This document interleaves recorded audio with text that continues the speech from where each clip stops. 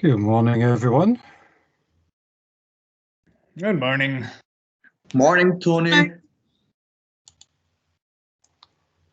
Well, I said it was going to be Twitch, and apparently copyright issues, so it was going to be Twitch Time TV, but let's have Tech Time TV instead. Aw. Oh, I like to be aw. Would have been awesome on Twitch. Maybe someday. You never know. So how is everyone today? Just woke up like 8 minutes ago. Ready to get into a fight with other people over what to do on our lab. Yay! Fight first thing in the morning. What could possibly go wrong? Absolutely nothing. Well, some of us got that we passed our first credit for the year, so that was good news for this morning. Oh yeah, wait, wasn't that like last evening, the professional development one? Yeah, I didn't check my mail last evening, Nicholas. I only saw it this morning, so that was my morning started well. Ah, gotcha. Okay. Good stuff. Congratulations, everyone that did that. All right. Suppose we should get started. I don't know how this is looking to you, but it's not a shared screen this time, so you might need to kind of spotlight me to see that a wee bit bigger. Is it looking okay to you guys? I don't think I can. Like, the maximum thing I can make it is like a tenth of the screen or a ninth. You mean this isn't going to work? Fantastic. If you hover over his name, Personally, you I get can three see like dots. shopping list, yourself, and the copyright statement screen. Yeah, I can see that too, but like it's small. If you hover Yeah, over the his thing name, is small you at the bottom. Yeah, I do agree with that. see if you hover over his name, you get three wee dots. You click on that and you can like fit to frame. Or like Yeah. pin it. At the same See time. if you pin it, sorry. Makes it small. Okay, pinning him helped. Thank you very much. I'm doing it this way so that it's easier for me to switch between, because it was getting a wee bit of a pain last week to try and do it. So what I'm trying is something slightly different this week. If it works, it works. If it doesn't, it doesn't. But it lets me fiddle about a wee bit more and makes it easier for me to switch between the design and the code without too much hassle. Not sure for other people, but for me, the resolution is really bad. Yeah. It's so bad that I can't read it at all. Yeah, that's same with me. You can't read the code. No.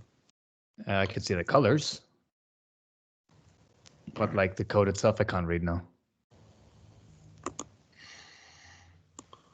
All right, so I'm not going to be able to do it this way then. Right. All right, let me... Okay, let me go back to normal mode, and I'll just have to do it slightly differently. I'll do it the way we did last time.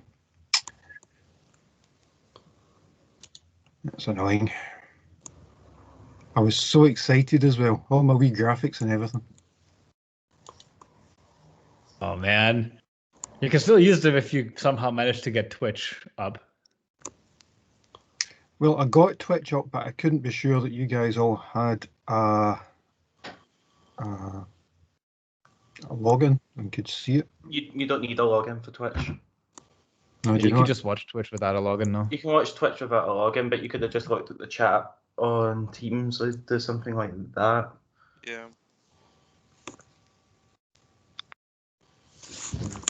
If you Twitch would have been like a.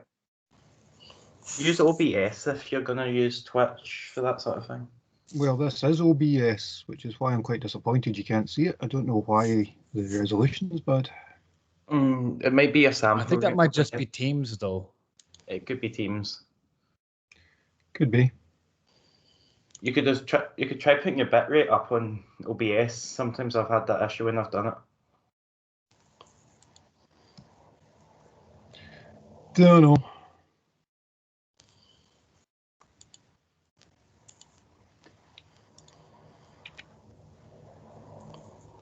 Sorry, I'm just fiddling about to get things set up again.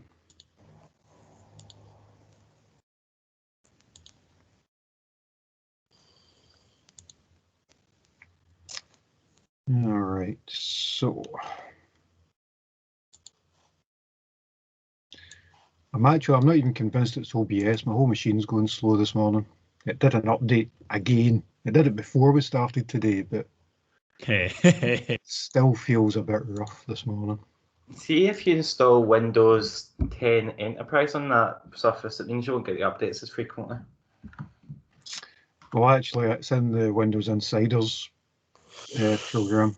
So you've only got yourself to blame then, Tony? Yeah. Yeah, I've got the same with my PC. It's never done updating now. All right. So now that all that was a complete waste of time, let's start the lecture. You'll remember last week what we were doing, which was we had been running through lab 8 was the shopping list. Somebody tell me if that's wrong. Yeah. And yes. yes, it's wrong, or it was, or yes, it was lab. Yes, it's correct. It's not wrong. You Sorry, are correct. apologies. Yeah. So we'd run through a sort of combination of working through what to do. So we had some whiteboards and we'd worked out a design. And we had, after that, set up some code. So I think we'd got as far in the code as, well, let's see how far we got, because we'd set up functions. And it looks like here that we have a view list function is complete.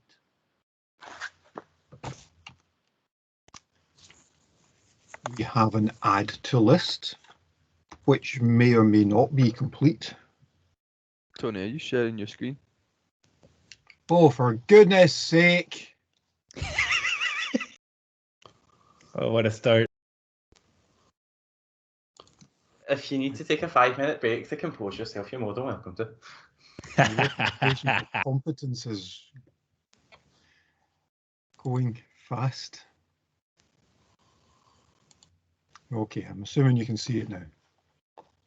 Yes, I can see it crisp and clear. Okay, so we had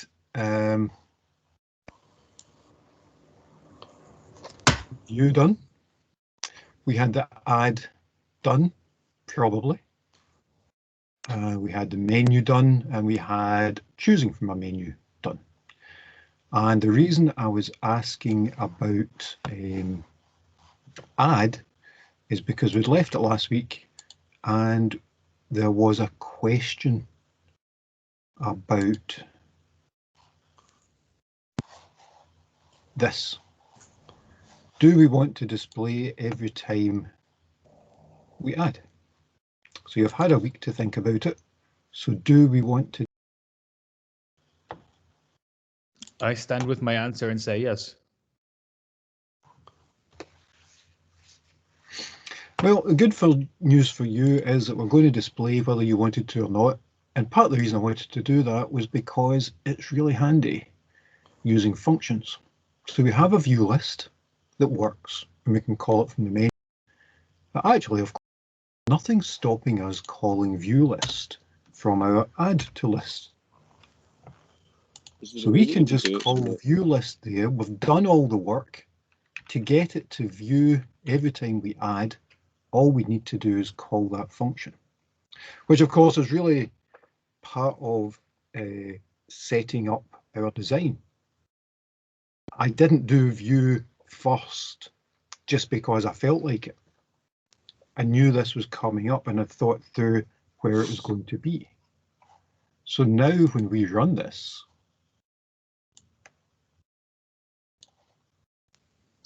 and get our menu, and we can add, we immediately have our view appearing. And all we had to do was add the one line, which of course we'd already set up anyway. So if we- Tony just Sorry? said there's a bit of delay on the stream. I know that can't be helped. I'm just saying. So all we've had to do is add in one line, and immediately we've added that extra functionality into our ad. John, you're very noisy. Whatever you're doing. Sure, thank you. Is there a way that we could do it so that only the quantity of that item is shown when it's added? Well, we haven't stored quantities at the moment. That number there isn't quantity. That number is just the number in the list. So we haven't yet decided about adding quantities. We may do that. Okay, so we had add, we had view, and we have some other things that we need to put in. The first thing we need to do is quit. So let's go back to our menu and figure out what we have. So we can put a done against add. We can put a done against view, and we can put a done against quit. Okay, so we have remove and we have find. It updates like once every 10 seconds, the screen. Really? Yeah, it's really yeah, slow. That's what I was trying to say a couple minutes ago.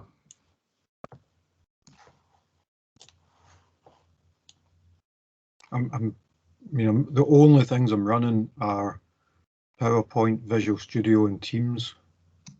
Is OBS running in the background? Sometimes it will sit in the background.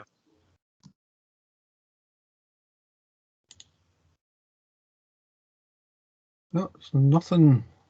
The only thing that's taking up space is Teams. So as usual, it's taking a reasonable amount of CPU and memory. PowerPoint normally quite hungry.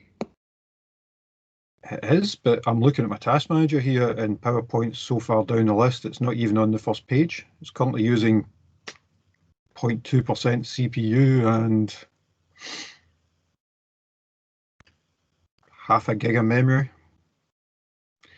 I think Thomas is right. I think it's my broadband, my network that's causing an issue. Not sure why. There's nobody else in the house. So does that mean you're not getting your tea delivery then? Correct. My thoughts exactly, Casey. It's shocking. Absolutely shocking. Right. What I'll do They made is you a flask. I'll They went out. come out of the team and I'll come back in just in case it helps. I doubt it will, but give me a minute.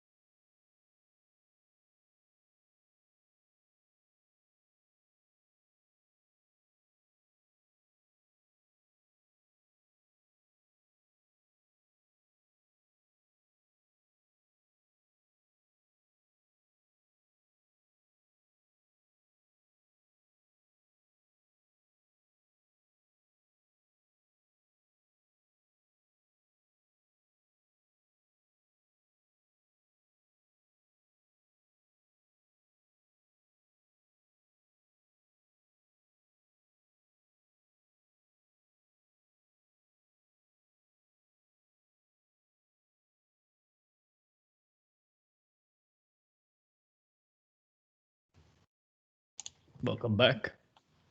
Thank you. We'll see if that's any better. Although judging by my own video that I'm looking at, it's not, because I'm kind of like leaving a whole bunch of trails as I move here. Tony, why don't you turn your video feed off? It might help. Like we don't need to see you at the moment. because I'm not That's a entirely bit sure rude. that's the issue. No, I'm not meaning it in the sense of rudeness, but I was just meaning in the sense of bandwidth. Could be right. Maybe. Okay, we'll plough on. We shall see how we get on.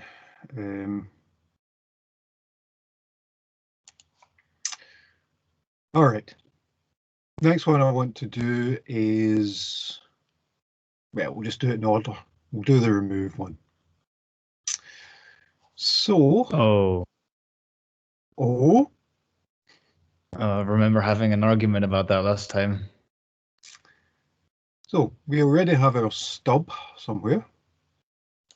So we've got a stub saying removing.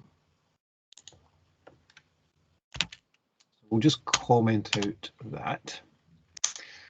And we'll start putting in some code.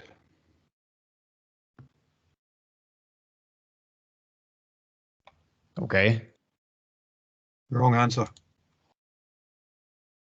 And we still haven't reached a conclusion about our last argument about this. All right. Do we want to first remove, be able to remove just the name, like whenever they write the name of it, or do we want to remove the index? And the reason it was a wrong answer when I said let's do some code is because we haven't designed it. It's almost like you guys weren't listening last week. Oh, no. We had a slide with this, I think, already. Okay, what I'm going to do is I'm going to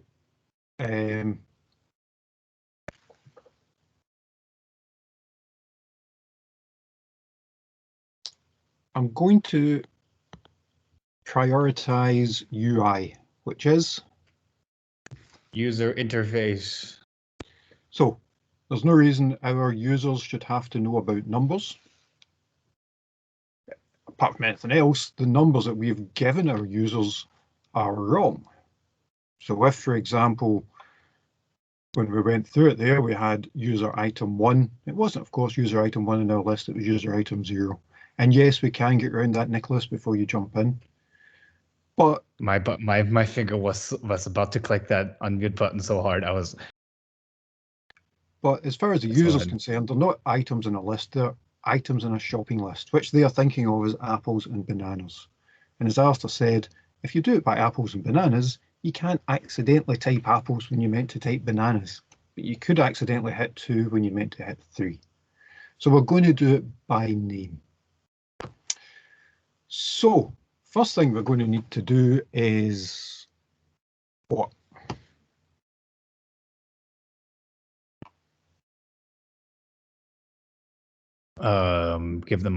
Show them the list, right? And then ask them what they want to remove. I hadn't even thought about showing the list. I mean, if we want, it's one thing making them remember numbers. It's another thing making them remember what they wrote on the list. Maybe they don't remember. It's a reasonable point. So rather than making them view the list and then go to remove, let's just show them the list as soon as we get there.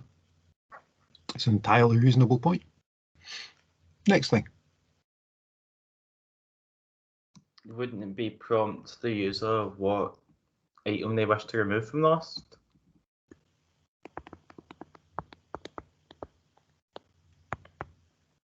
Okay, get the item we want to remove, or ask for the name. Alistair puts it. I have a slight problem with this because they might have accidentally clicked the remove button, so we might want to give them an option to go back.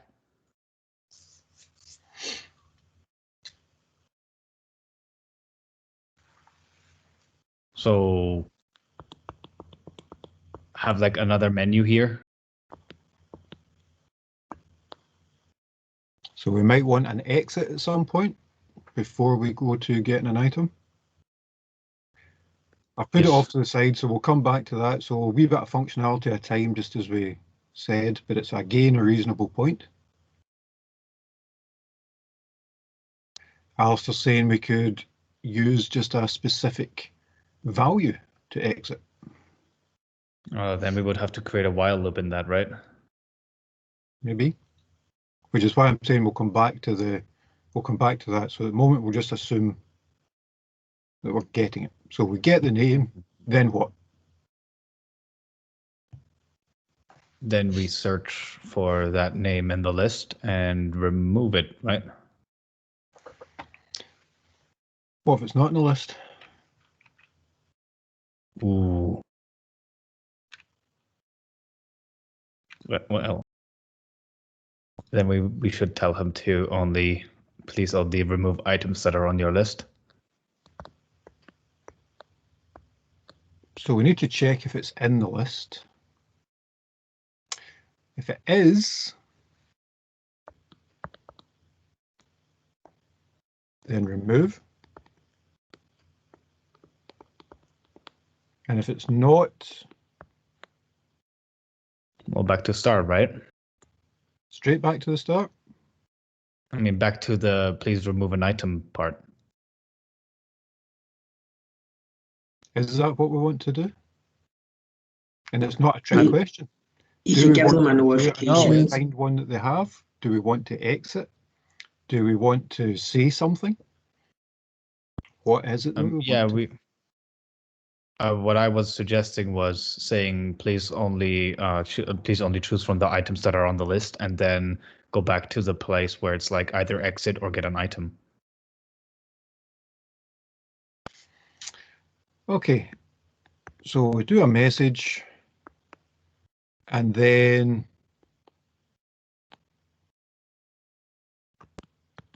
we leave the function, or we get our next one. We'll need to decide. But we've got enough to get started on the main bits. So let's think how we are going to do this.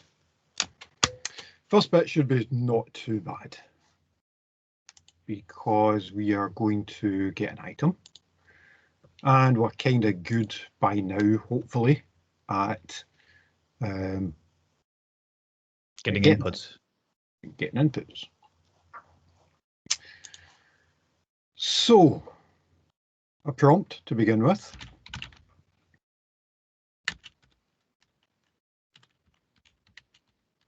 You can use the removing right? You commented out the print removing part, right? So you could have used Yeah, I used could that just instead of change writing that. a whole new.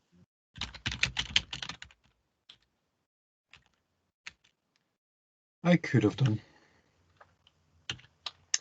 And then we need somewhere to store what we're removing.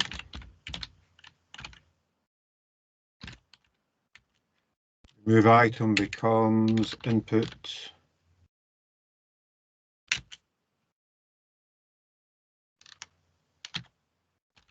Item to remove.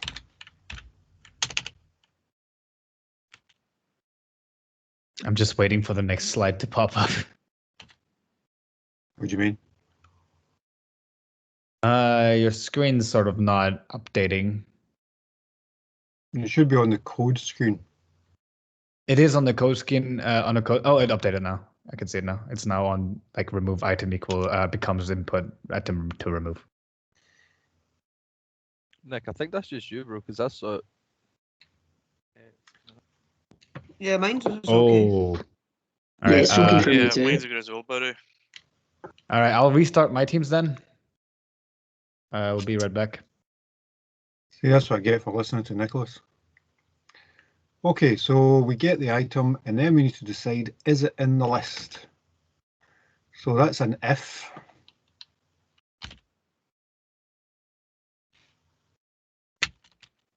Not really sure what we're doing here, but if it's in the list, do something else. Much better now. Let's say print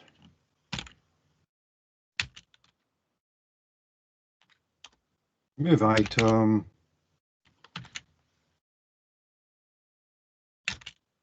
is not in your list, or was not in your list, because you say is, you could confuse it for saying it was in your list and now it's not. Okay, Good so point.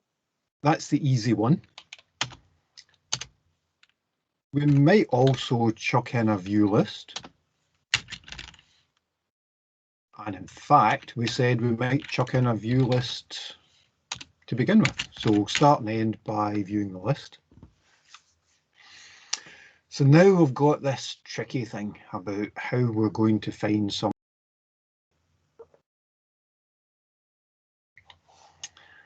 So how are we going to do that? Let's think. I think there is.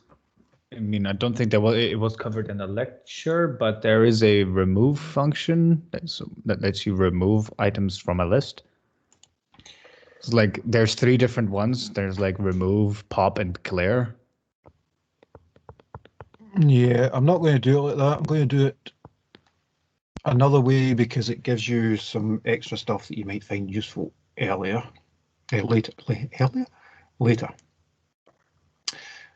What we want to do is basically cycle through the list.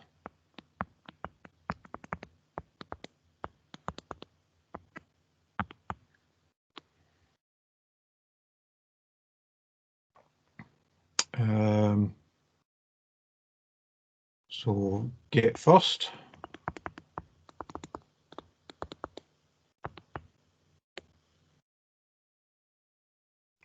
Is it a match?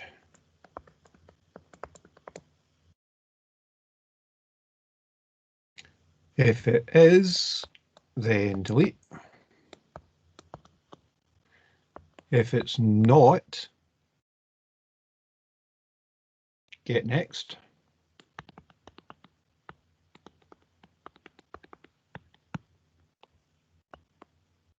Oh, are we creating a search engine? Well, I wouldn't be quite so, I wouldn't use quite such large terms, but something like that. Something that we use all the time. Okay, so we're cycling through the list. We get the first item, we check if it's the one that we're looking for. If it is, then we delete it. And if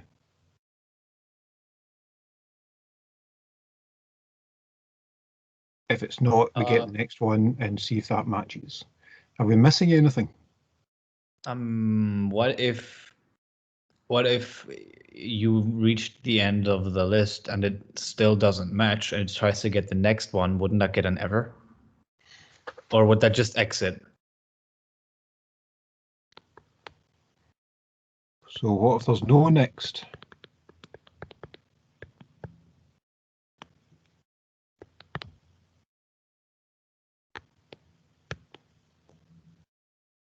So we need some sort of message if not, but if it is a next, then we go there. Okay, so we're going to need to check if it's there and check if we're at the end of the list. So we're just basically going through it. Is it there? Yes or no? If it's not, get the next one. If there's no next one, then we didn't get it. Will it exit the list after it deletes it? I mean, this thing, will it exit it after it deletes the item? Well, let's concentrate first of all on finding it. What I'm going to do is make a new function that will just be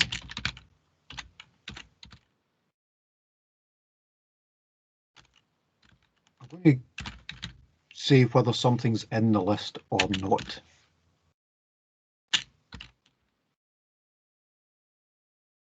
Basically because that's a function on its own and it might come in useful later. I'm going to actually make a new function called finding list. I'm going to pass it a parameter, and the parameter that I'm going to pass it is just basically yes or no. Okay. Wait, don't we already have one that's finding list? Do? Oh, yeah, because I'd set it up to begin with.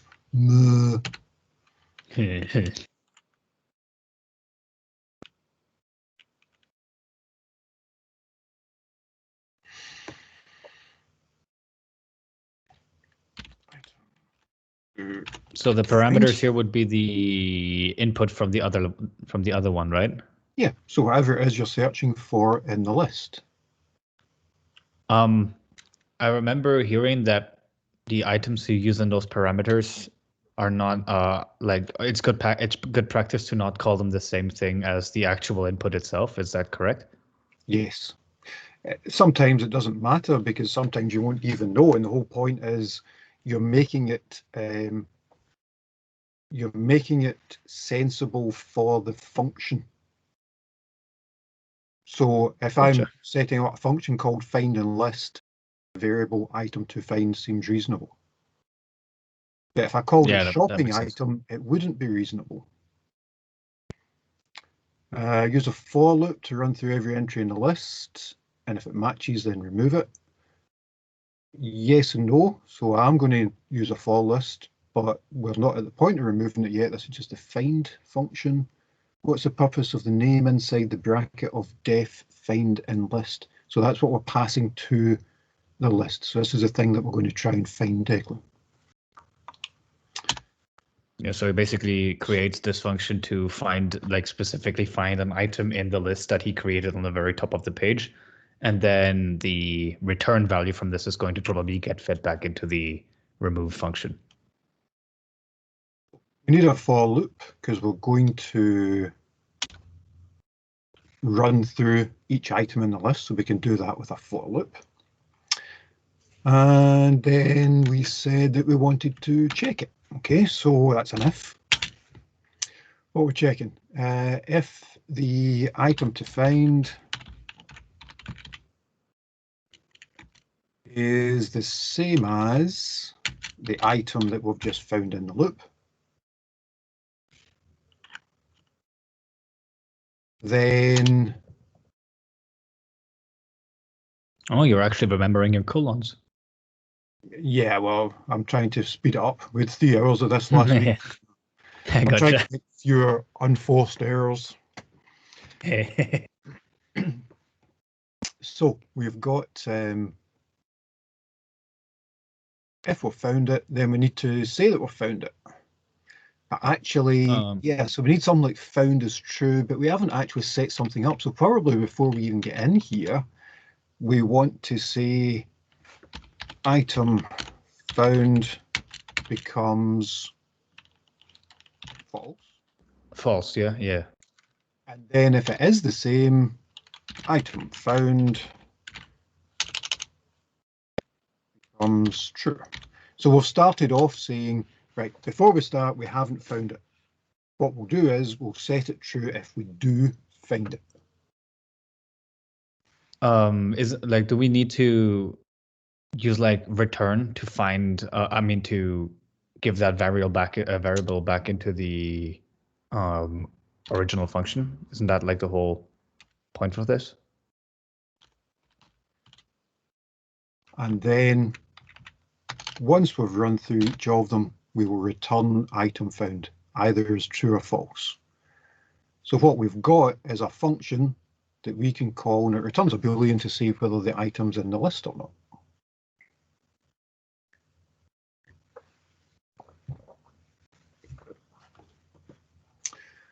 Fair enough. Have I missed anything? Else. We still have to create the else part. Why?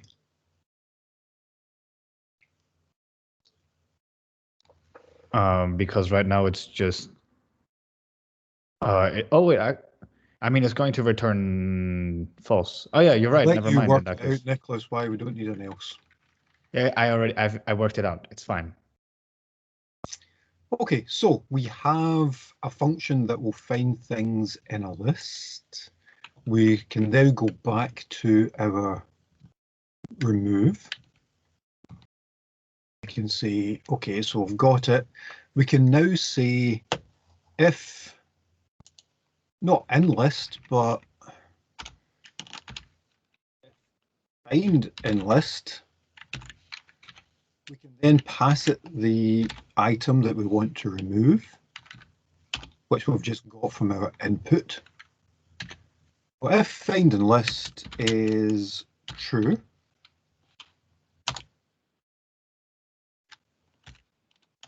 Then we'll delete somehow. And we've already got the else.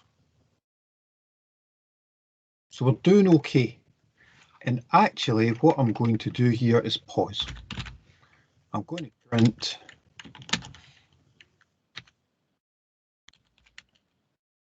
do you want to speculate why I'm pausing here? Just to check it 30. works. We've got a lot of code there. Let's just make sure that we're on the right track before we start adding in more stuff. So here's our thing. We'll add in our usual.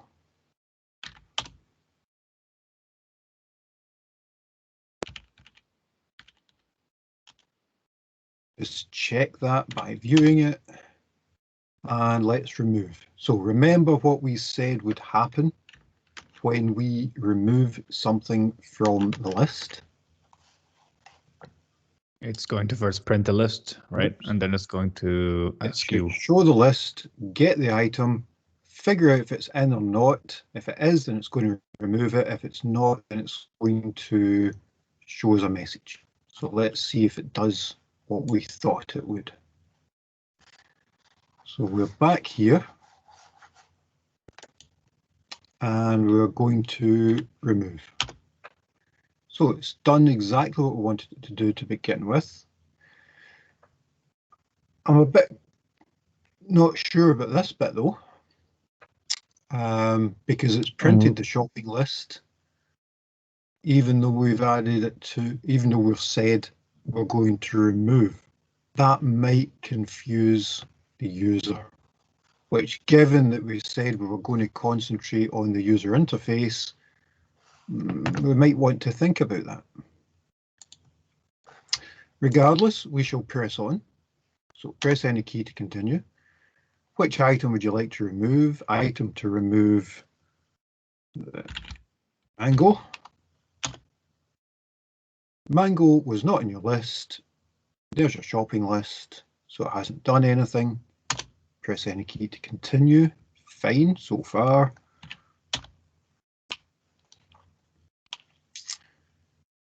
So try it again. Remove. There's our list. Which item would you like to remove? Apples.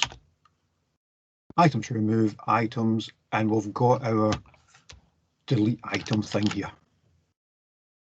So it hasn't happened yet because we haven't put that in, but actually we're okay. We're in good shape. It's done what we wanted it to do. And that's also why I thought the print list was really important, because once it deleted the item, it then refreshes with the new list, and the item should not be in the list anymore, which is actually really good for the user, because that way he can actually understand that yes, it worked as he intended. Yep. However, pressing remove and getting exactly what you get with print might not be exactly what we want. So we might want to think about that too. So let's quit. And let's have a look and see what we can see. So the first thing we've said is view the list. Maybe what we could do is just put in some extra information.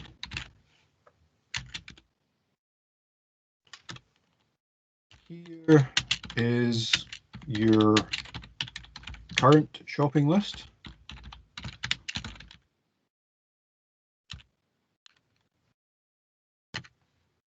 And as Craig said, after that,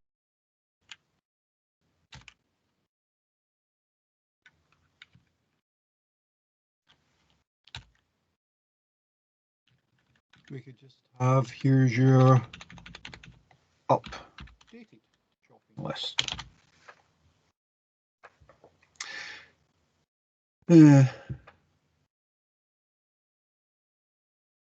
I'm still a wee bit unhappy with that. You guys okay with it, or is there anything you'd like to change?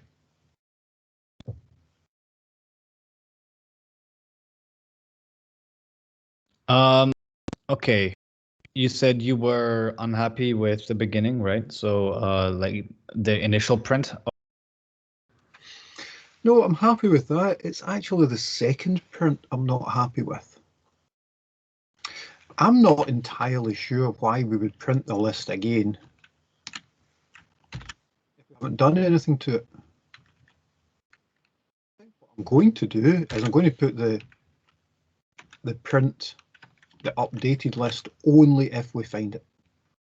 If it doesn't, then we're still printing wasn't in your list. Print your shopping list was not changed. So we can just print that. We don't need them to see it again to say that nothing's happened. If you delete the, oh yeah, okay, it says view listed variant. Okay, that makes sense. Yeah, that makes perfect sense.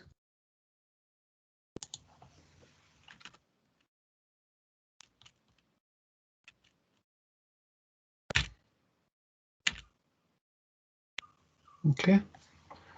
Now, I'm doing that because I think that's reasonable. If you think there's something else that's reasonable, do that instead, but explain why you're doing it.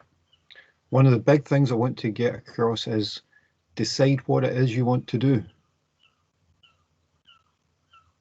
Don't just do stuff because you hadn't thought about it or because that was the only thing that you could get coded. So think what you want to do and implement that. I know this might be a bit late to suggest, but I had like because what if you wanted to remove like 2 items from the list or 3 different items from the list? I think, wouldn't it be a bit more like cumbersome to have to say remove every time you want to remove it? Wouldn't it be more convenient to say, okay, remove an item and then get put back into the beginning of the remove screen where they could then exit back into the menu if they so please? I think that, and again, I will leave it to you to make that case in your own program. But for mine, for a simple shopping list that I want the user interface to be fairly simple in as well, I think 1 at a time is as much as many people can cope with. Gotcha. Okay, so we have some nice stuff around removing from list. We can find the item in the list. So now we just need to delete it. So I don't know if you remember, but we have a function that will delete an item from a shopping list called remove.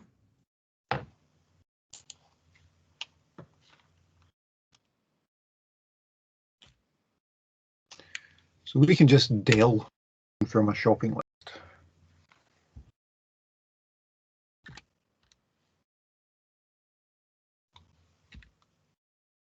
I guess that works too.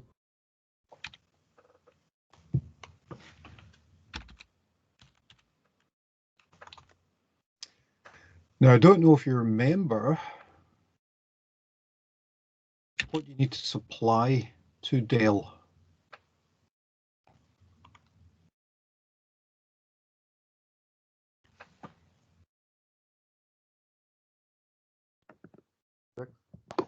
You need to supply an index. Okay. Or wait, yeah. So we need to actually put in an index here. We don't have an index. Let's get one.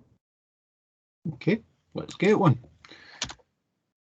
X becomes, and we can just actually use one of the methods that lists have. So if I say shopping list dot and I get my pop-up, I can see there that it will tell me, it will return the first index of the value. So the first item that it finds for that value, it will return, which actually brings a point. We haven't actually checked for duplicates or anything else. That might be something you want to think about. It's not in the assessment or anything, but it's something you might want to think about. And I'm sorry, Jack, I missed that you'd put that up, and you're quite right, it is index. And what we supply to the index is the remove item. The item that we are going to remove that we've already got from our input. So we get our input. If it's in the list, which we've done up here, we get the index using the index method and the name. Then we can just delete it and we can see our updated shopping list. I'll get rid of that because that was just for us a wee placeholder to say that's what we were doing at that point. And we seem to have a remove, unless anyone can tell me different.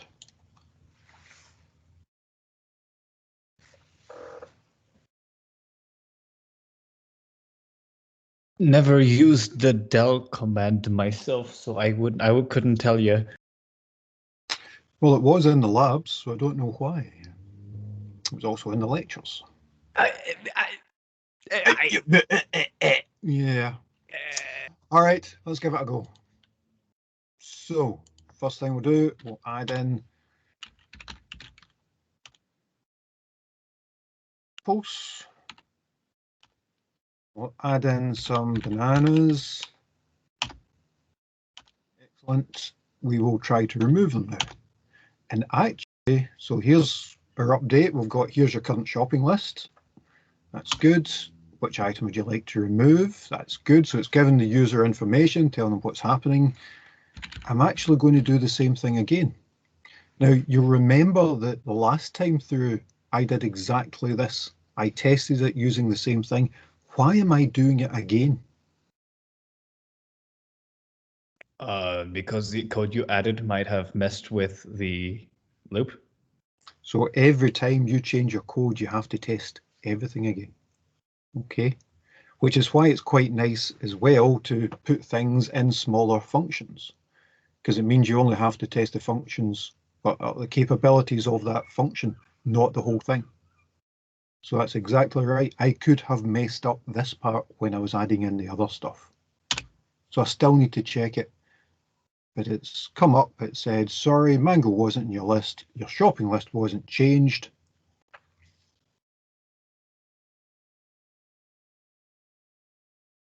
There's the menu back again. So we'll try again. Which item would you like to remove? I'll remove apples. Item to remove apples. Here's your updated shopping list. First item is now bananas. Lovely. It's working well so far.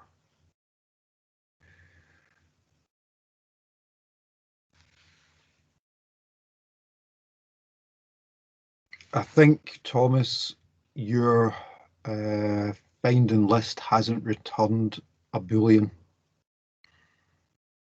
I'm guessing. Make sure that the things are highlighted and you're getting exactly what it says there.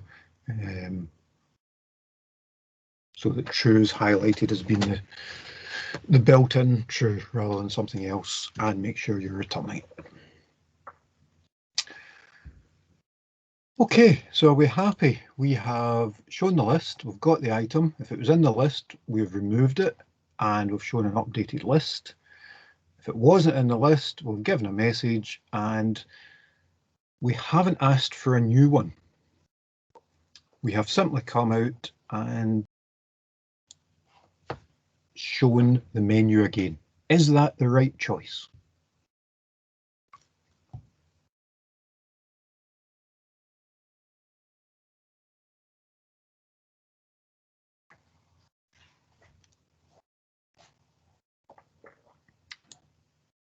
I didn't quite catch that. Could you repeat that, please? Sorry.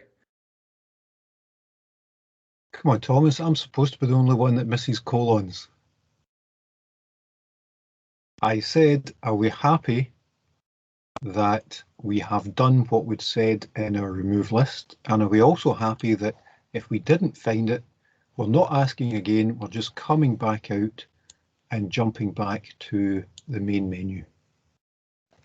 I'm quite happy with that. Although if I wasn't happy with that, you would ask me to do that in my own thing anyway, so. Maybe, maybe not. I'm happy with it because apart from anything else, it recognizes the idea that somebody might have hit the remove button and not actually want to remove anything. Oh yeah, there was that. I know how it works, but I kind of don't know how it works at the same time.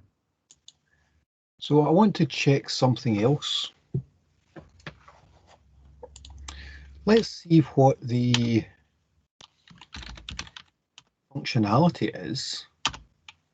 So we have apples. I go to remove. It says, what item would you like to remove? And I'm not going to enter anything. I'm just going to hit enter. Sorry, that wasn't in your list. Your shopping list was not changed. And that's quite good. This whole thing is in an if loop, right? So we could just have as an elif statement the exact same code that you entered for that did not find the item in your list, just specifically for like either 0 or just press enter to continue. And then instead of saying the item was not in your list, you could just say, okay, bringing you back to the main menu or something like that.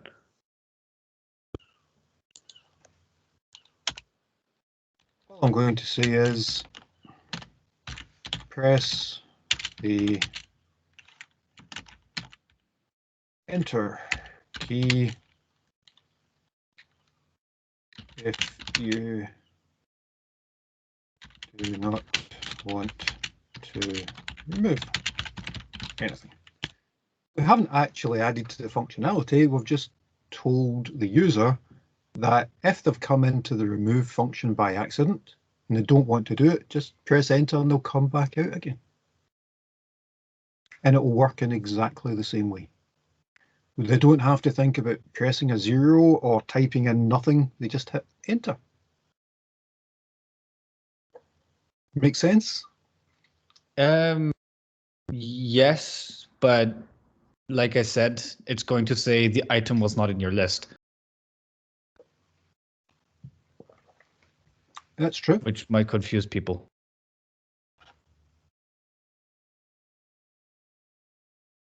That's true. I'm not going to try and fix that just now. Again, it's up to you guys whether you want to address that issue or not. Yes, all right, okay. so we've done remove. I'm happy with remove as far as it goes. I'm not going to add in anything else. I think that's fine for me. And as I say, if you guys want to do other things, feel free.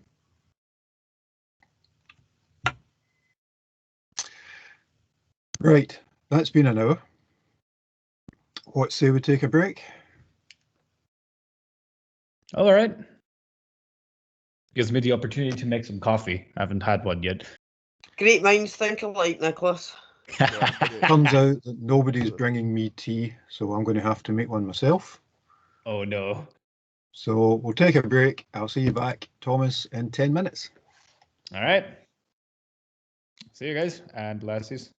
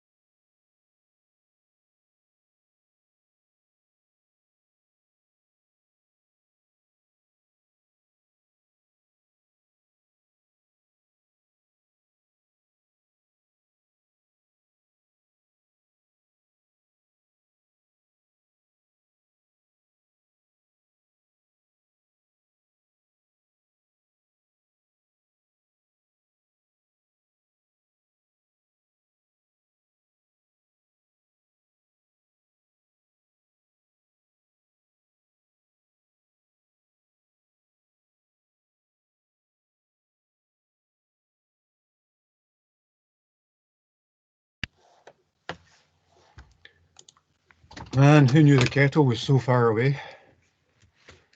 You never make that trip yourself, so you're not used to it. Well, I do, but just I don't usually set myself a time limit on it. Tony. Yeah. I'm a bit confused on how this indexing thing actually works to delete the item. Like, I'm not sure how it works. Like, because I get how it takes a user input to remove it, but I don't get how it actually removes it from the list. I'm wondering, could you explain that a bit, maybe? I'm not entirely sure that I can. There is no magic to it. You have a list. Each of them has a number attached to it. The first item in the list is item 0. The second item is item 1, and so I on. get that, but I don't get how it associates. For instance, if you put in what item do you want to remove, Apple, it associates Apple with that, with the That's index. the line before, so it's not the del, it's the index becomes. So the shopping list.index is a method, and I did say this, where you supply it the name, so in our case, remove item that we've already got from our input. You supply it with a name and it returns the index. So it basically converts your It string. converts apples to 0 or bananas to 1. Okay, it finds where it is in the list. Okay, that makes sense now. It should make sense because it's been in the lectures and the labs, which you've done, all of them, of course. I can be a bit oblivious at times. Tamur, nobody's got the full code because it's not finished yet, so there is no full code. If people want, I could give the whole code once it's done. Ooh. Or on the other hand, they can do it themselves. Yes. Okay, I'll take the latter on that matter. Then. And as Craig says, your offer's already out there, bro. No. Like, there's no taking it back now. The offer's declined now. It's like your bank card. It didn't go through. Wow. Okay, bro.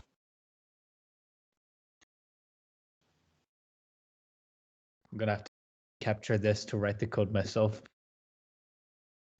You just know that Marcus is in bed, and I'm really worried where that camera's going next.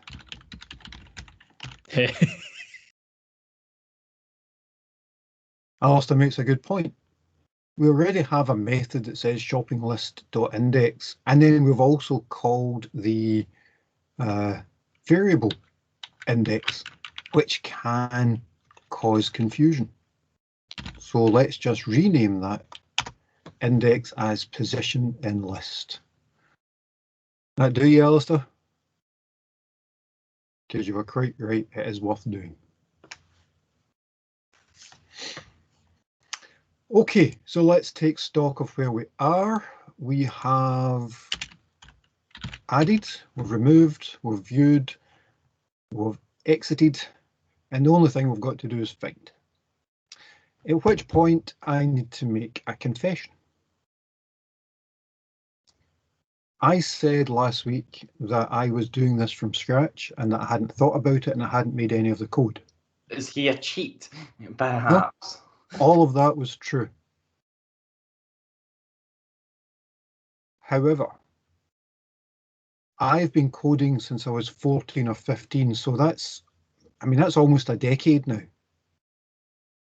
So Casual when I flex. said, pardon? Yeah. Just a casual flex here. We're not going to question your maths at all, Tony. Yeah, Tony, I think there might be a logic error in your code here. See, I can hear people talking and all I can hear, and it must be the connection, all I can hear is, please give me a 0 on my mark. Is that right? No. Yeah, that's not what I meant. I'm sorry. So, Are you kidding? That's all these have got to stick together. I have been doing this from scratch. I have been doing everything in real time, but I do have some experience behind me. So when I said things like, well, isn't that handy when we're into adding and we can just view the list afterwards? Not surprisingly, I already had that in my head earlier. Not surprisingly, when I'd said in remove from list, we can do a find in list, I already had in my head that, of course, one of the things that we have in our menu is find. Whoa. So we have a find that we've already done. The question is that the same find for going through it, or do we have to say something else about it?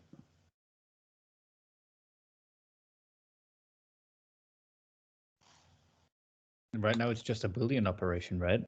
Right now it's just a Boolean.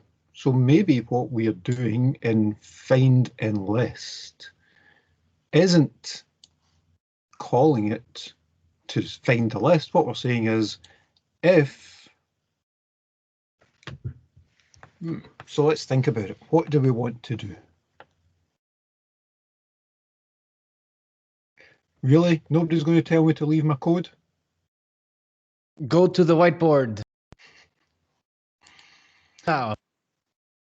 That's the other thing, of course. So I've been doing a wee bit of whiteboarding, a wee bit of coding.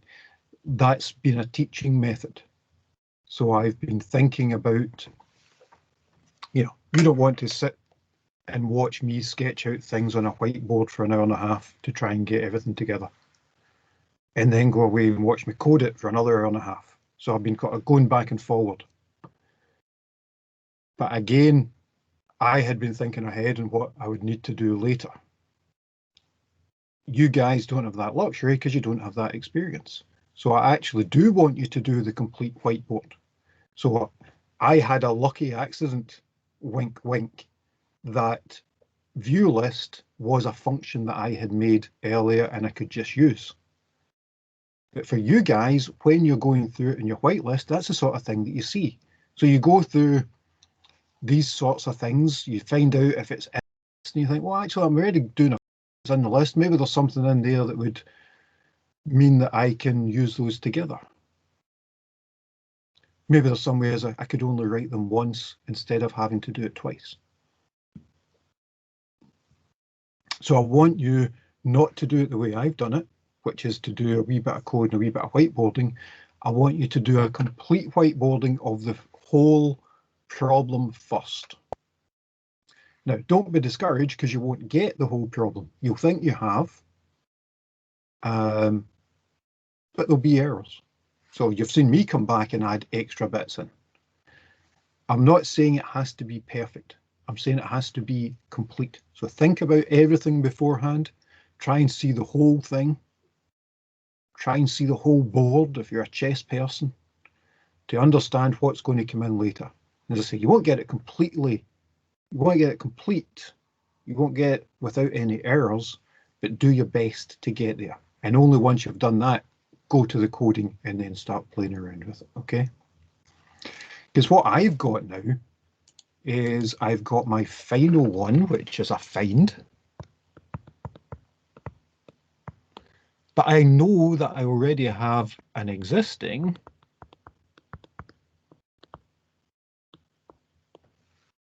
search. So my find in list is dead simple. Can I just ask to be reminded of what that find in list thing was like? What was the original intention of that anyway? We used it as a part of removing, because we wanted to check whether it Yes, exists. I meant as in like the original menu choice. Like Pardon? there's a find and list in the original menu. Like what was that? What was the function for that? So when I'd started to do find and list, we'd actually already defined that as a stub from the menu, same as we'd defined all of these as stubs. Oh, okay. Had all the items as stubs, and then when I went to do that for remove, of course the find and list already existed because it came from the menu. But our actual find and list is going to be slightly different. Our find is going to say, what is it we're going to find? Oops. Then we're going to check if it exists. So worst diamond ever. And fortunately, I already have a search function that might help with. If it does exist, then I message yes. And if it doesn't, then I message no. But that's a dead simple function. So let's add it. Instead of calling it find, we'll call it is item. What we'll call it. What's a good name for it? Is item in list? Item.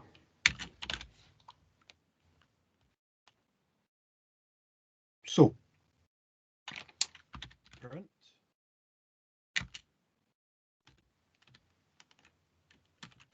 which item would you like to find? Actually, let's not make it a print. Let's do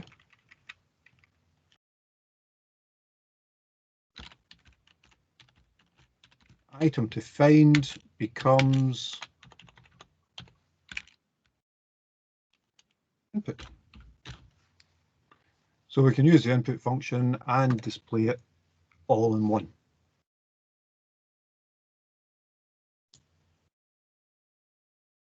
Okay. We can then say if find and list item to find, oops,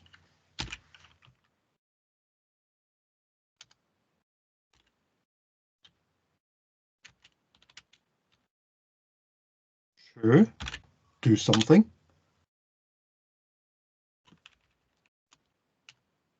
Else do something else. And if it exists, we can say something like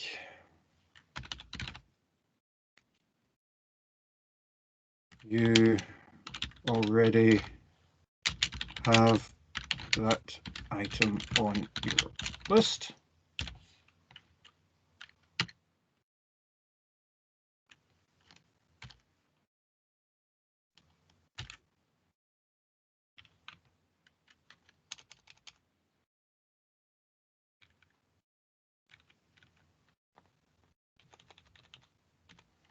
If it's not, that item is not on your list. Might be a bit excessive for a simple shopping list, don't you think?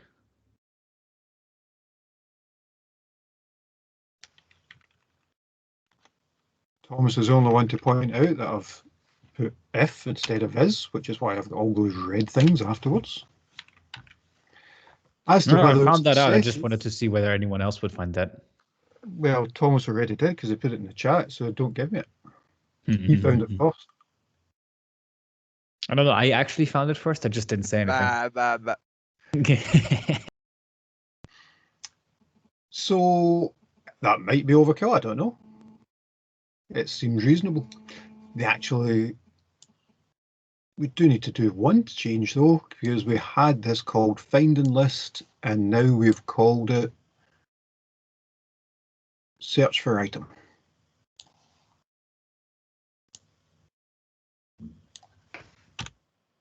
We'll change that to search for item, and we now have a find.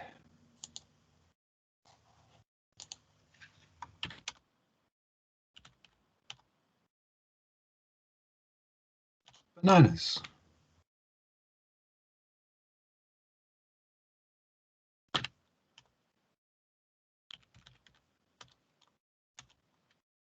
And let's find an item in the list. What item would we like to find? Mango. It's Where there. does it It's sit? maybe hard to find. We might need some extra spacing to make that stand out, but the item is not on your list.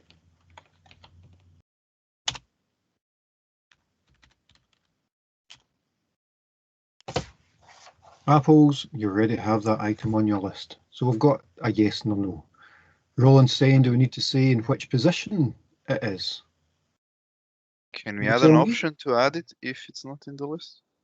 Do you want an option to add it if it's not in the list? Also a very good question.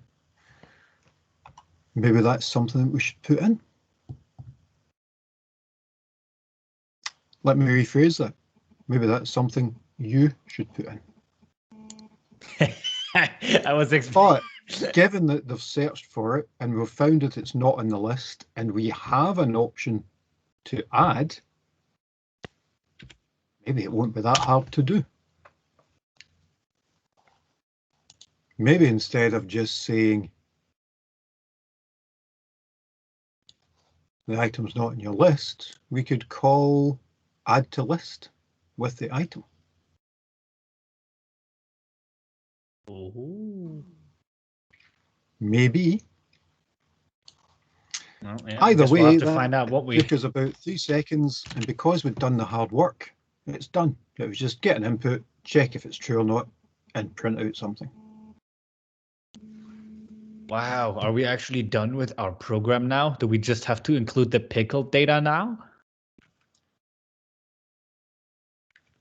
Okay. Let's think about saving it then. Whiteboard time. Just for once, I am not going to do that. What? Remember I What? said What? how simple it is. I just need to change some things at the top. So,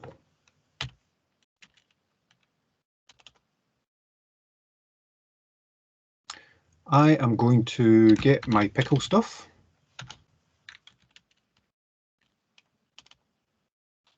Not surprisingly.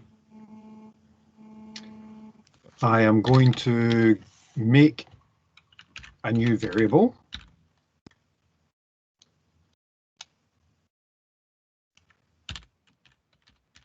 Remember how we did this? It's in the labs, it's on the slides. I can set up a variable and I can use the open function. And the open function needs 2 things. It needs a file name. With stunning originality, I will call it shopping list. What else does it need? The type of Yeah. if it's read right or So I'm you're going to gonna- read it as Boolean. I'm going to open it. And instead of, as I did up there, shopping list becomes an empty list, I'm going to say shopping list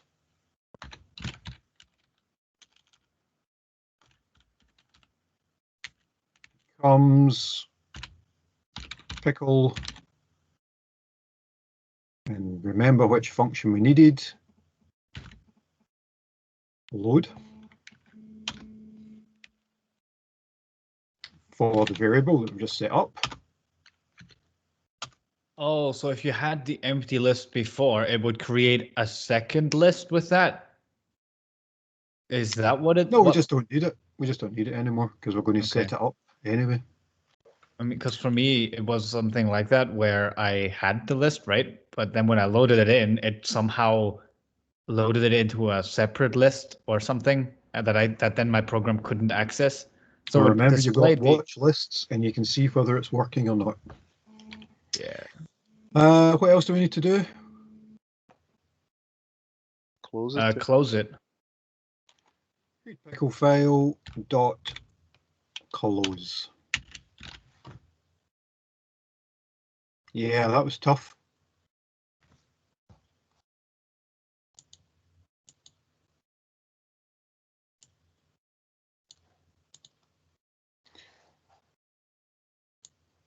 So we've opened it at the beginning of the program and at the end of the program.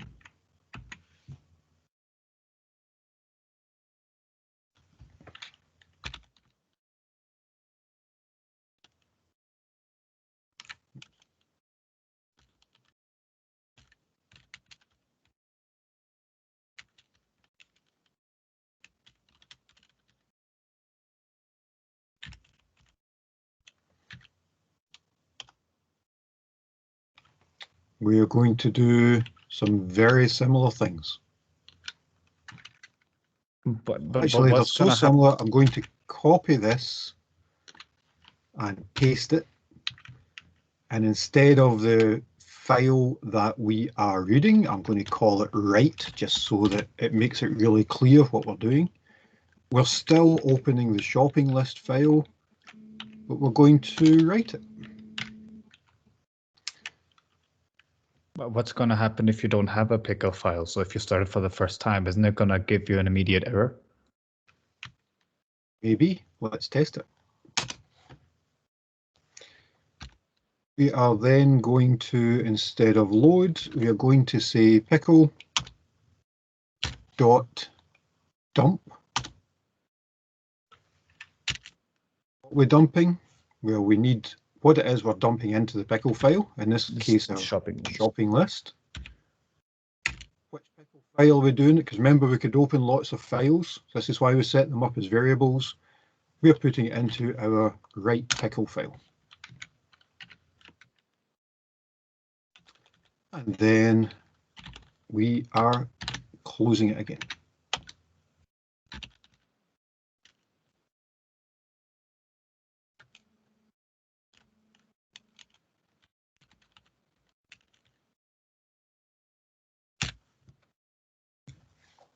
Okay. So we have started by reading it. We have finished by writing it.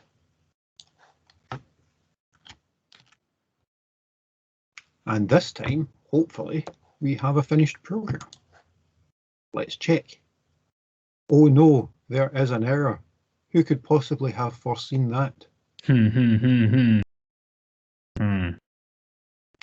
No such file or directory. That's a bit of a bummer. There's two ways to approach this. Well, that's actually one thing I was wondering. Could you like put that whole pickle load thing in an if loop? So like if the file exists, you load it. Else, you create an empty list. You could. So we could go and see whether we could go and see whether it exists or not. The reason I'm not going to do that is because we haven't covered that in the labs yet. So there are things in there, and if you want to go look, so in the same way as we checked whether it was in the list, and if it wasn't, we did one thing, and if it was, did one thing, and if it wasn't, we did another. We could do the same in terms of the file stuff. So we could say, if it doesn't exist, we will actually get back something. We can check that variable, and then we could write it if it doesn't exist. We haven't done it in the labs, which is why I'm not doing it here. How else could we do it then? While you're thinking about that, Roland says, is it better to let the user choose the name? Possibly. And again, it's one of those things we might have to add in later if we have other file names. It's up to us how much we want to extend it, so we certainly could. Right, so given we haven't figured out how to work with pickle to check whether the file exists, how else could we do it? We could manually curate the file. Almost, except of course pickle isn't human readable, so it'd be tricky for us to create it manually. But if we can't do it manually, Do it automatically. using This is some help here, guys. You seem to have it under control. No, please. I am going to create a new file.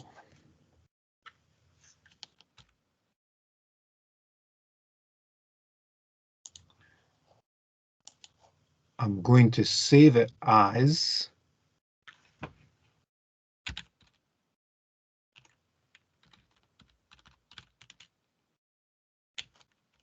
make shopping list. And it's exactly what we have seen before. we create an empty shopping list.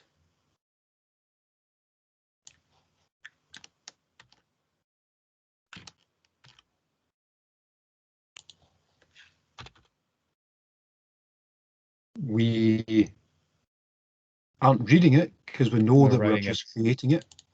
So I'm going to change the read to a create just to remind ourselves what we're doing. We're going to create a pickle file. It's not going to be in RB. It's going to be in WB. Remember what we said about WB. If the file exists, if the file doesn't exist, it will create it. So I all only we're have one doing is concern we're with this, creating though. an empty shopping list. We are setting it up as a pickle file. We are then dumping that pickle file, that list out.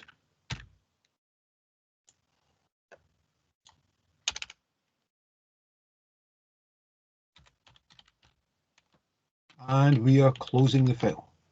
So we've used the same file name, shopping list. So we've created an empty file. Apologies.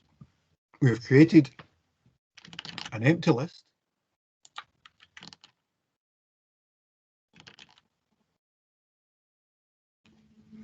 Called shopping list. We have set up a new variable called create the pickle file where we're going to open it in WB with the name of the file, shopping list. We're then dumping out that empty shopping list into that file that we've just created, and then we're closing it. So we've created another program to create our file. We only have to do this once to create our file. So I'm just going to run that, and you won't see anything other than the prompt come up because there's no output. So you see it's run it, and we're back to the prompt.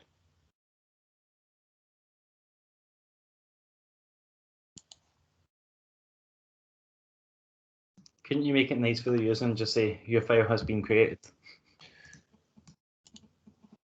Except we're not doing it for the user. Yeah. This is probably going to be run by the other program.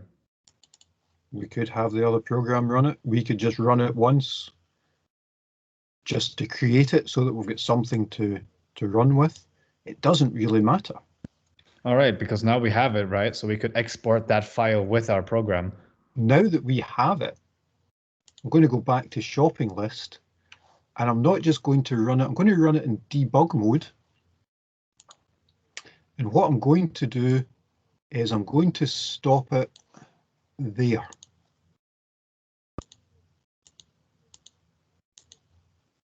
I'm going to run this in debug mode. I'm going to stop it the second we've read the file because I just want to prove something to you. I want to prove that when we open this,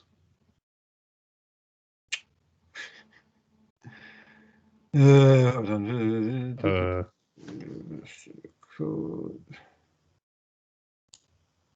put it in the wrong place.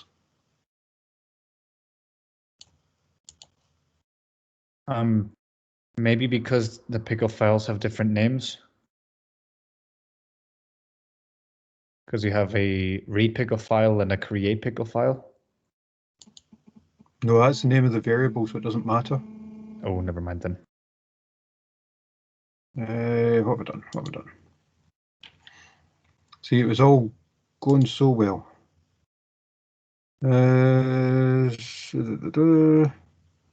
It's not actually running it and creating it. All I've done, by the way, if you're wondering, is gone to the directory where my stuff exists. So there's the make shopping list, and there's the shopping list. What it hasn't done is saved the pickle file in the same place.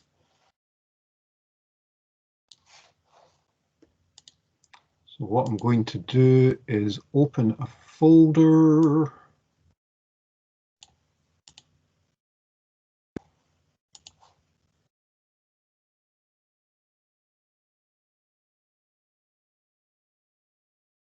Chris, I think it's more to do with That's just it, Chris. Yours is similar, not the same.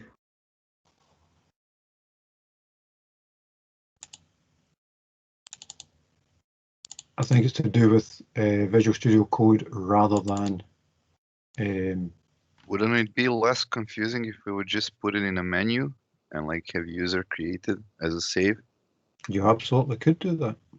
I mean, I don't understand why do we need two programs for this. It's just Right, so you could put overcomplicated. it It's an in one to example. create the file. Absolutely, you could if you wanted. These are all choices. The reason I'm doing this is because you guys were struggling to do it. And I'm saying, okay, well, if you can't do it, think of a way around it. So all I've done is make another program to do it. I've run it once. Because in Visual Studio Code, I've now opened the folder where things live. It has now created it in that folder. So if I scroll down, you'll see now it's in shoppinglist.pck, which is the one that I created. And now if I open my shopping list and run it, I'm fairly confident it'll work. Yeah, there it is. Although I did forget one thing, which was I wanted to run it in debug mode, because what I wanted to show you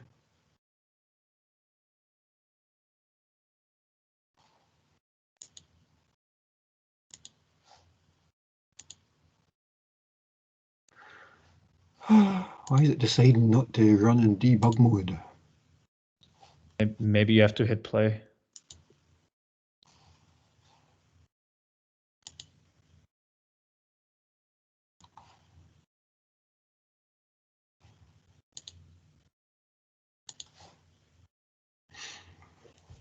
Okay, so I started it in debug mode, and the reason I wanted to do that.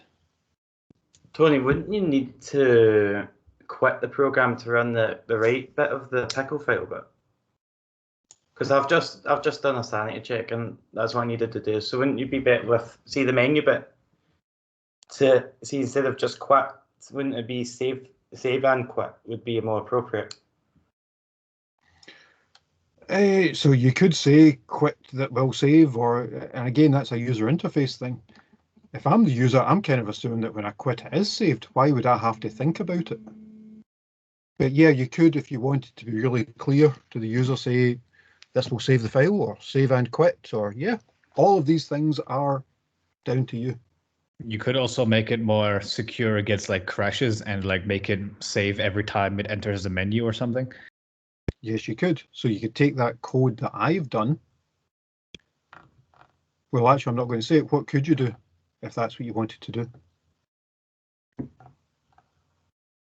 You would put that code into the menu stub. So whenever the menu stub is being run, the pickle file is being saved or written to.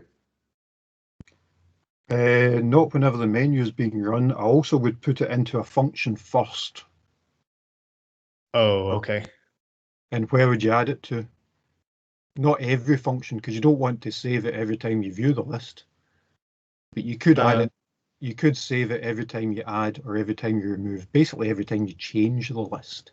So if you put it into a function, you could then add it to the add or remove functions.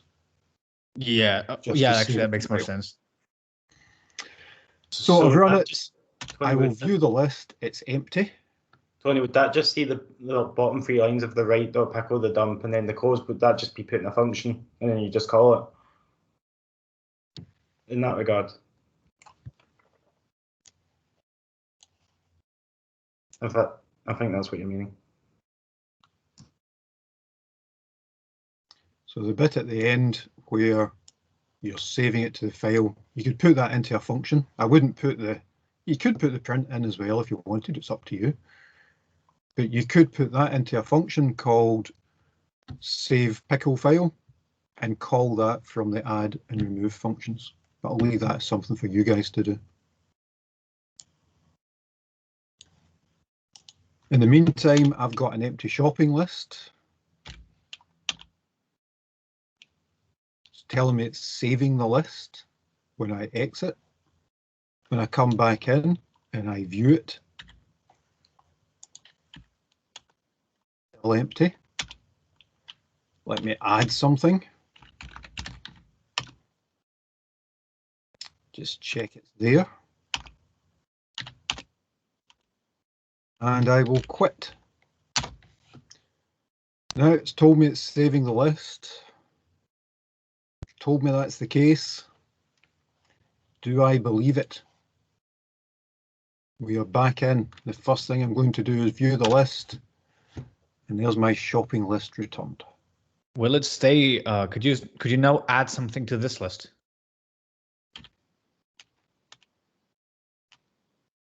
Same list. Okay, I've added that. Okay. I will quit. Saving the list. And just So for what happens fun, then? Are we going to do the bit where if you want to add more than one of the same item? I'm not going to do that today, but I can let you guys do it if you want. So there at 11:49, it's just been updated again. Gotcha. And if I go back in and run it again, and the first thing I do is view it, there are my apples and my bananas. I think we Um, had most issues with adding quantity and the name of the items, like last week, if you remember when we were talking. Yeah. The main issue I had with that was I didn't really know how to have multiple lists in one pickle file. What I would suggest you do, rather than having a two-dimensional list, is have two files. So what you have, Thomas, if your program didn't create the list, are you talking about the small one? Just make sure you've copied it exactly as is. Let me just exit here. So it's very small, that's all you need.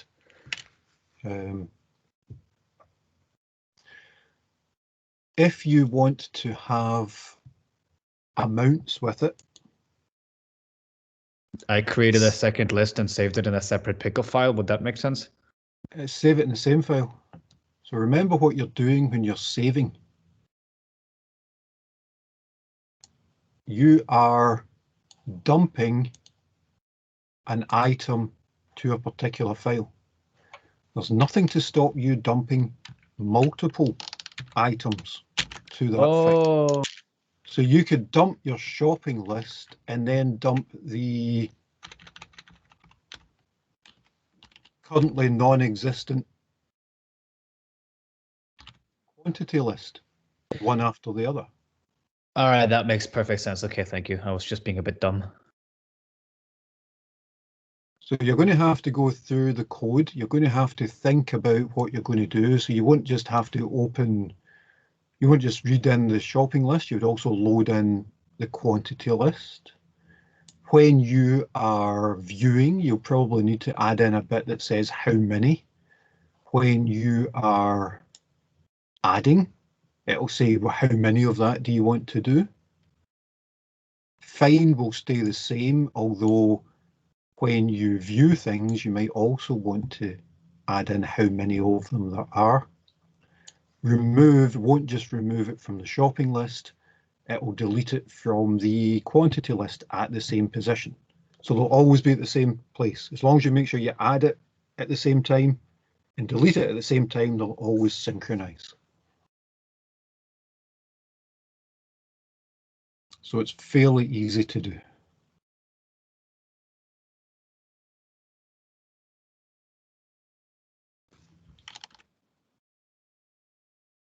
Any other questions?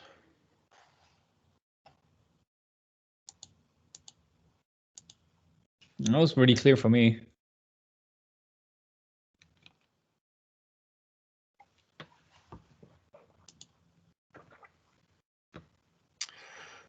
All right, in that case, remember that these videos are stored. So if you're having problems with any of the code, I'm not going to make it available today because I do want you to try it on your own. And if I just make a copy of the code, some of you will just copy and paste, and I don't want you to do that. I want you to instead try it. So make sure you try it. You can go through the videos. You can pause the videos if you can't.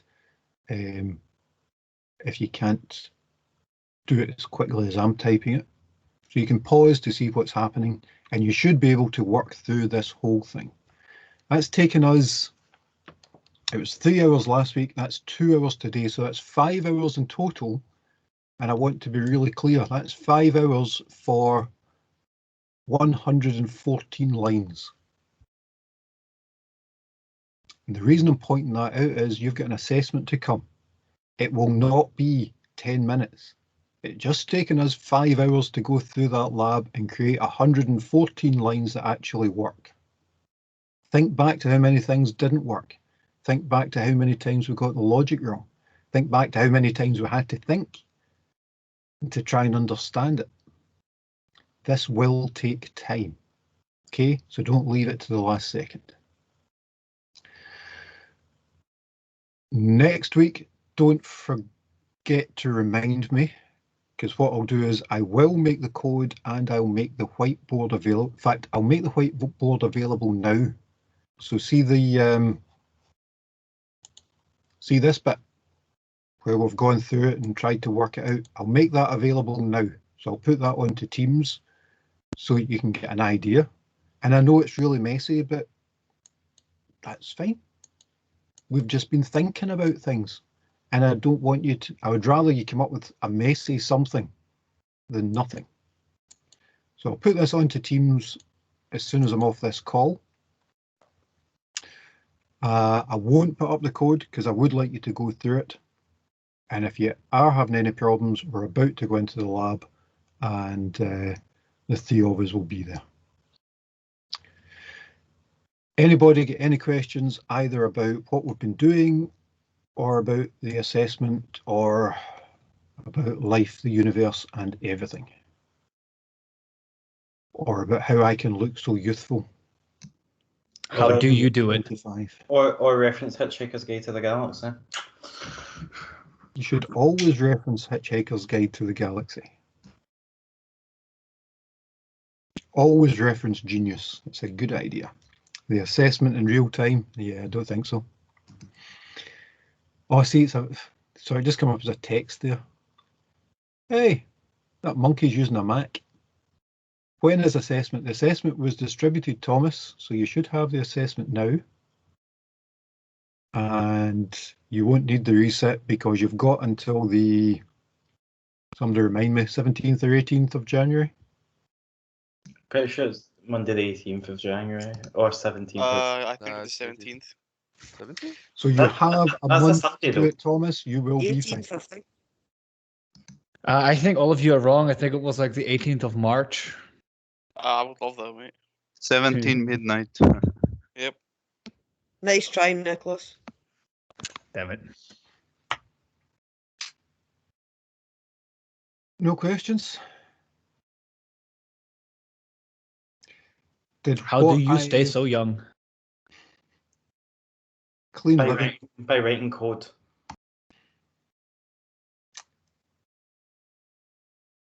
Did what I've done over the last couple of weeks make sense? Oh, definitely. Yeah, it does now. Makes Like this lab just brought it all together, you know? It does totally doesn't make the sense. What? I can make out if you're saying yes or no there, Jelcom. Exactly. Yeah, okay. Alistair, I don't know where it's going to be handed in. It won't be Moodle. It'll either be Teams or Aula. So I don't need you to say again that you don't like Aula. Don't tell me there's been they've been asking you to fill in surveys and stuff. Make sure you do and tell them exactly what you think about Aula. But don't let me pressurize you into what that is. I mean, I've only used it like twice. I actually talked to students of other universities and they're using all that too. And apparently they really like it. Probably because their university is actually. I just don't making get it. I work. don't see why we can't do it Moodle already for free. I mean, what I didn't ask is how much they were paid to say that. the reason I'm wondering about that is because I did look up Owler on something like Google Apps just to see Yeah, what so people nah. thought about it. I had a wee And, look to see what the company was. Terrible program. Oh, oh no, So- no, no. Was I it don't know who you dynamic can speak to. learning as opposed to the VLE? Say that again, Jen. I had a wee look at the company that was doing it and what they're trying to sell as opposed to having a VLE. And it's supposed to be sort of the more modern version of Moodle, more interactive, more dynamic and more engaging. But, you know, as Moodle has like a, try to find a polite word of saying there's a lot of modules that you can add into Moodle, I'm finding it hard to justify the spend, which seems to be astronomical since not everybody has taken it up.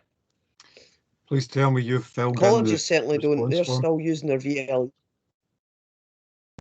Right, there's some people in the chat talking Yeah, I about haven't it being filled it in submitted yet. next I was Friday. trying to It's find never nice. next Friday.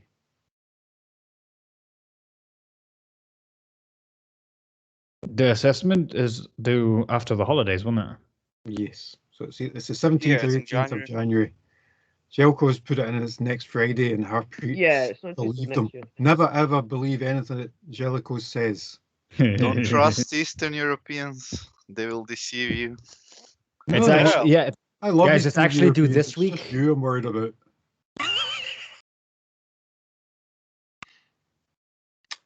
Okay, if there's no questions, what I'm going to do is I am going to stop the recording.